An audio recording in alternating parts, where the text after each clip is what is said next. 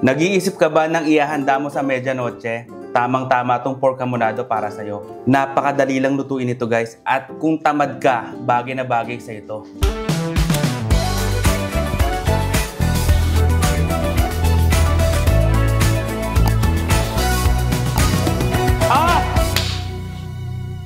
Guys, napakadali lang lutuin itong pork hamonado ha. Ganito lang yung ginagawa ko. Ang gamit ko nga pala dito is pork kasim or pork shoulder. Hinihiwa ko lang sa ganito kanilipis. Ayan, ganito kalalaki lang. Okay? Ngayon, ang una natin gagawin, pagsasama-samahin natin tong ingredients natin. Yung eksaktong measurements, nakalagay dyan sa screen. I-post nyo na lang kung gusto nyo. Pineapple juice, brown sugar, soy sauce, minced garlic, at konting oyster sauce.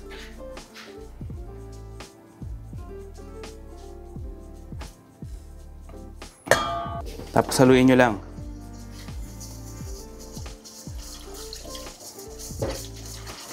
Alam nyo yung ganitong recipe, hindi mawawala to sa mga handaan kapag medianoche. Perfect na perfect to. Kaya minsan excited ako mag-December 31 eh. Kasi magluluto na yung nanay ko ng pork hamonado. Okay. Ngayon, pag nahalo nyo na, ilagay nyo na yung pork shoulder nyo. Ayan. Ilagay nyo na isa-isa. Maganda to guys, ibabad nyo ng mga 4 hours. O kaya pinaka-perfect yung overnight. Overnight na babad talagang dapat dito. Okay?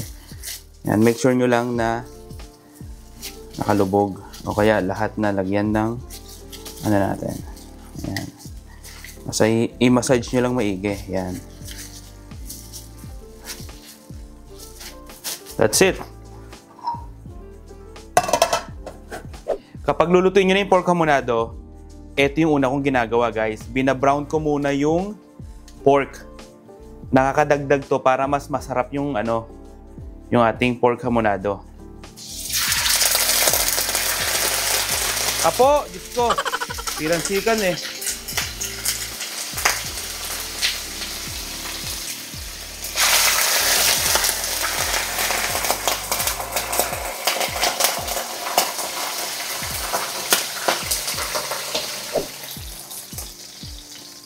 Ayan na, pag medyo brown na, balik rin nyo na.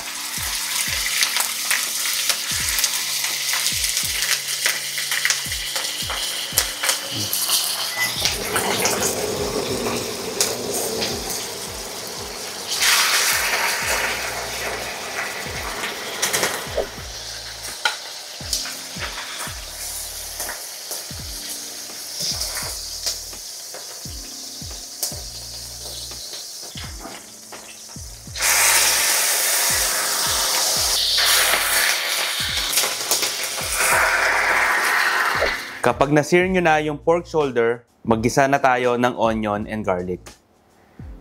Pinagsabay ko na guys ha.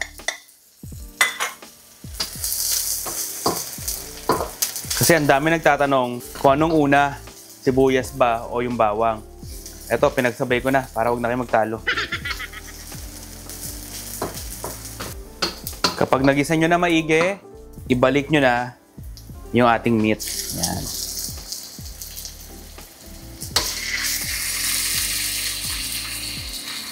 Naka-medium heat nga lang pala ako dito ha. Ito, sayang to. Huwag nyo tatapon to. Tapos, ilagay nyo na yung pinagbabaran.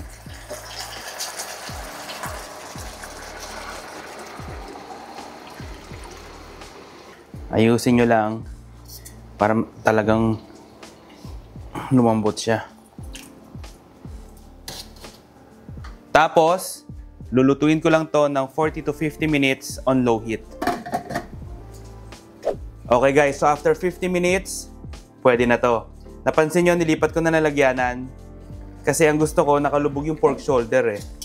Para lumambot siya talaga. Ngayon, ang gagawin natin, i-reduce na natin yung sabaw niya. Papalaputin na natin. Kaya ilalagay natin sa medium to high heat.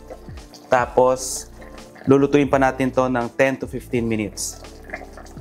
So after 15 minutes on high heat, hinaan natin yung apoy. Apoy, wala mong apoy. So after 15 minutes on high heat, hinaan natin yung kalan, guys. Tapos, tikman nyo. Ngayon nyo titikman kasi lumapot na yung sabaw eh. Kung kulang sa tamis, kung kulang sa alat, tikman nyo bago kayo mag-adjust, okay? Para sa akin, okay na yung tamis. Kaya, ang idadagdag na lang natin is salt. Lagyan nyo ng salt. Tapos, konting paminta. Tapos, haluin nyo lang, guys, oh.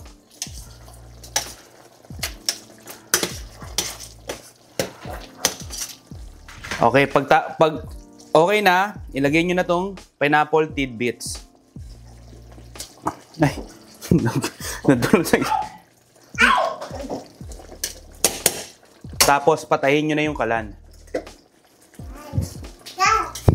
And then, that's it, guys. O, diba? Napakadali lang lutuin ito. And, ano pa hinihintay nyo? Tirahin na natin to.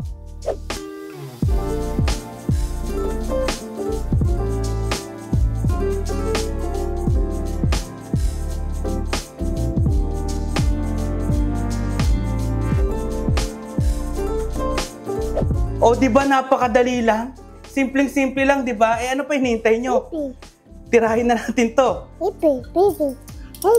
Ang lambot, grabe. Tingnan nyo naman, oh, napakalambot. Oh, guys, para sa inyo. Po! What?